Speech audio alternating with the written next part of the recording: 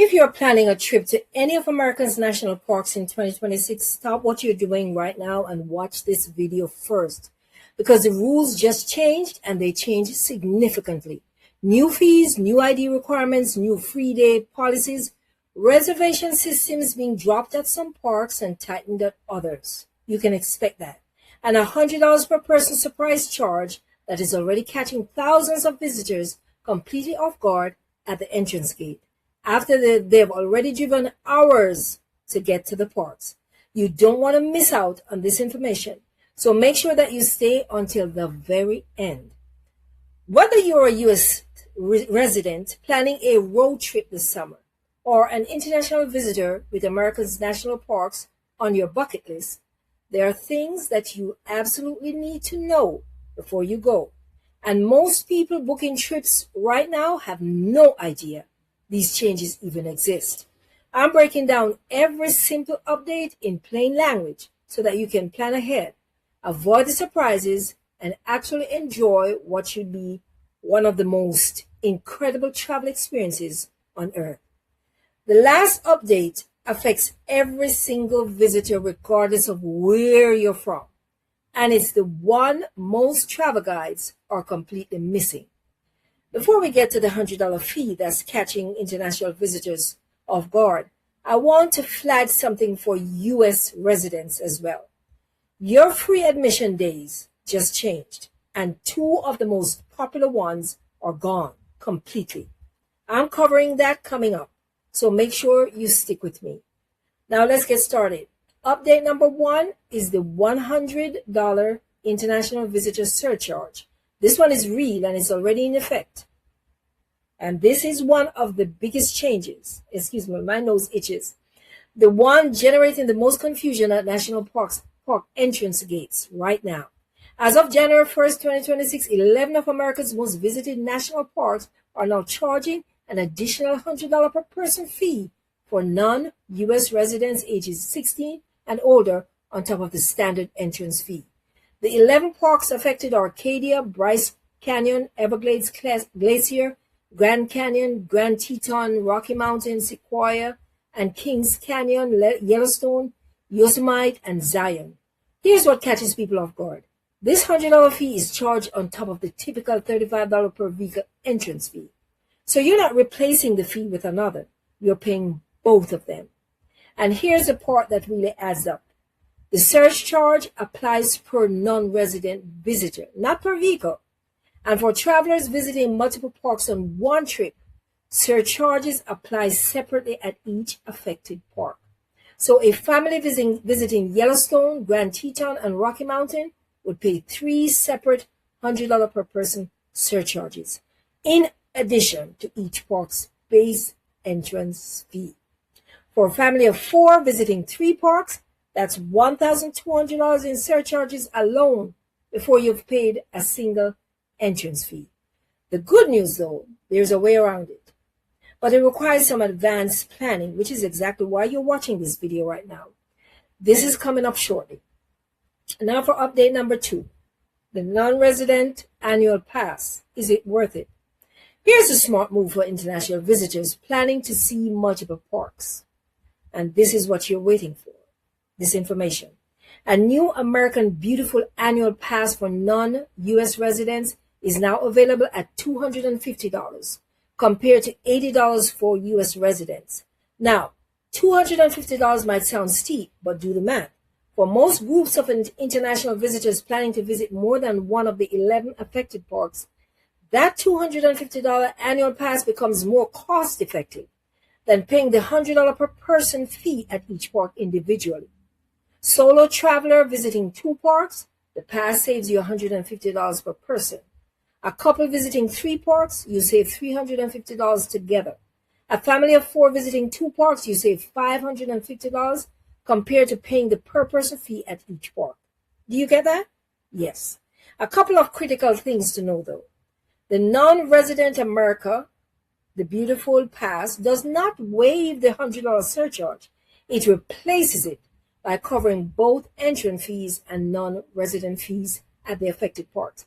And if you already purchased a 2025 annual pass, you're still covered. International visitors with a valid 2025 pass can use it until it expires. The bottom line, if you're an international visitor with 2 or more parks on your itinerary, buying that $250 annual pass in advance is almost certainly your smartest financial move. Coming up, the reservation system changes that are actually good news for visitors to Yosemite, Arches, and Glacier Parks. And then we're getting to the free admission day changes that affect every U.S. resident planning a park visit this year. So don't go anywhere. All right, we're on to update number 3. You now need to prove your U.S. residency at the gate. This one is new and is worth knowing about before you arrive. Park staff now need to ask for documentation to prove that visitors are eligible for the lower U.S. citizen and resident admission price. If you're a U.S. citizen or permanent resident, your cost has not changed at all, but you now need to be ready to show proof at the entrance gate. Acceptable documents include a U.S. passport, a U.S. government-issued driver's license, or state ID, or a permanent resident card. The practical advice is to have your ID ready before you pull up to the gate. Don't let it be buried in your bag somewhere when you're holding up the line at Yellowstone Park on a busy summer morning. No, don't do that. For international visitors, the process is straightforward. You pay the surcharge or present your non-resident annual pass. Just be prepared for the documentation check and factor the extra step into your gate arrival time. Update number 4, reservation changes. Good news for some. Stay alert. I'm sorry about the noise. Stay alert for others. This update is actually going to make a lot of visitors very happy. Visitors to the Arches National Park in Utah, Yosemite National Park in California, and Glacier National Park in Montana will no longer be required to make reservations in 2026. If you have visited any of these parks in recent years, you know how frustrating the reservation systems could be. Planning weeks in advance, lottery systems, sold out windows, and all of that stuff. That's all gone for 2026 at these 3 parks. In Yosemite specifically, vehicle reservations are no longer required. And at Glacier Park, wide vehicle reservations have been lifted, though targeted congestion management continues in high-demand corridors, including going to the Sun Road. Here is the trade-off. Without reservation systems managing crowd flow, popular parks are expected to get very busy very fast on peak days. Visitors to Yosemite are now encouraged to plan early. Consider visiting on weekdays instead of weekends, and explore options outside Yosemite Valley. The one exception to know is that Rocky Mountain National Park will still use its timed entry reservation system from late May through mid-October. If Rocky Mountain is on your list, you still need to plan ahead and secure your timed entry ticket before you go. I hope you're finding this video helpful so far, and if you are, you will love my newly launched alternative travel guide titled The Senior's Guide to Stress-Free Travel Below 35,000 Feet. In it, you'll find more great ways to travel without setting foot on an airplane or in an airport. Grab it from the link in the description below. You're going to thank me later. Now let's continue. Update number 5 is the free admission days that just changed, and 2 popular ones are gone as well. This one affects every U.S. resident planning a national park visit in 2026, so pay close attention. National parks have always offered a handful of fee-free days throughout the year when all visitors could enter without paying. That policy changed significantly this year. Martin Luther King Jr. Day and Juneteenth Day have been removed from the list of days on which visitors can enter the park for free. If you are planning a park trip around either of those holidays, expecting free admission, that's no longer the case. Just so you know. The new list of free admission days for U.S. residents in 2026 includes President's Day on February 16th, Flag Day, and President Trump's birthday on June 14th. Independence Day weekend, July 3rd through the 5th, the National Park Service birthday on August 25th, the Constitution Day on September 17th, Theodore Roosevelt's birthday on October 27th, and Veterans Day on November 11th. Those are just the days. Two more critical things though. Fee-free days now only apply to U.S. residents. International visitors are not only required to pay the entrance fee on these days, they also still owe the non-resident surcharge. So if you're bringing international guests to the national park on what you thought was a free admission day, plan for them to still pay.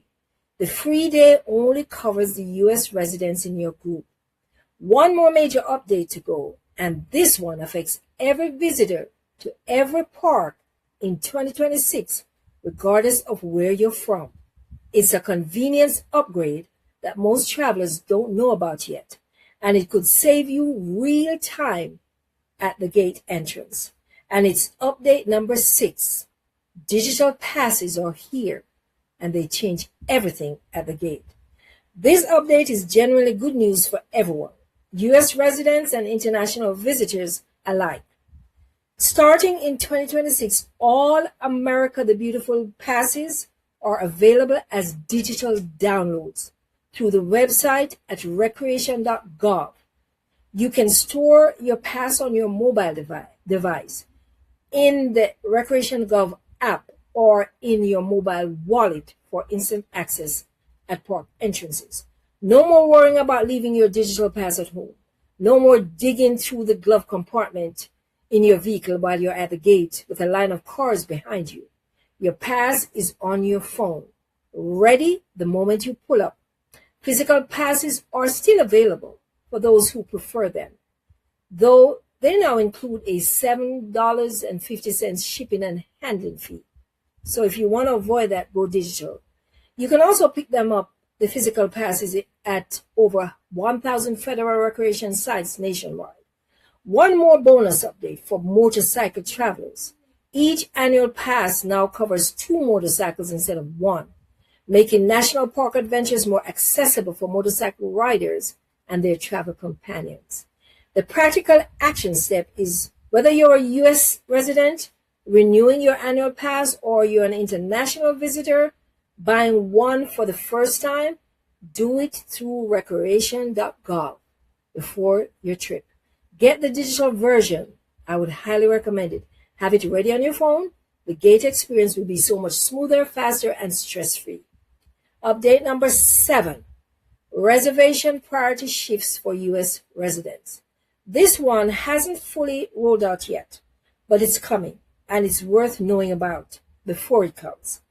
The July 2025 executive order that triggered all of these changes also mandated a revamp of the reservation and permitting systems used in high-demand parks. In a marked shift, U.S. residents will be given priority access in lotteries and reservation queues for campsites, wilderness permits, and limited entry scenic drives. What that means in plain language is when competing for coveted campsite reservations or permit lotteries at places like the Wave in Arizona, Half Dome Cables in Yosemite, or backcountry permits at Glacier National Park, U.S. residents will get preferential treatment in the queue, in the line. The full implementation of this change is still rolling out. But if you're planning any permit-based wilderness experience at a high-demand park in 2026 or 2027, watch the individual park websites very closely.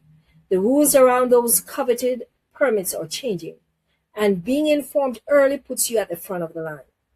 Now, here's the bottom line on everything that just changed at Americans' national parks. If you're a U.S. resident, your costs are the same. They haven't changed. Your free days have shifted, though. Reservations at some major parks are gone, making things more spontaneous. And your digital pass is now an option that makes life so much easier at the entrance gate. For international visitors who could be your family members or friends, be sure to plan ahead. Know which of the 11 parks trigger the surcharge. Do the math on whether the $250 annual pass makes sense for your itinerary. and have your documentation ready. And for everyone, the park themselves have not changed. The landscapes are still breathtaking. The experiences are still once in a lifetime. The rules around getting in are just different now than they were last year. So go prepared, go informed, and go enjoy what is genuinely some of the most spectacular scenery on this planet. If after watching this video you are now aware of how to plan smarter, hit that like button and share it with anyone that you know who has a national park trip coming up this year. They will thank you for it. Trust me. Please don't forget to grab my newly launched alternative travel guide titled The Senior's Guide to Stress-Free Travel Below 35,000 Feet.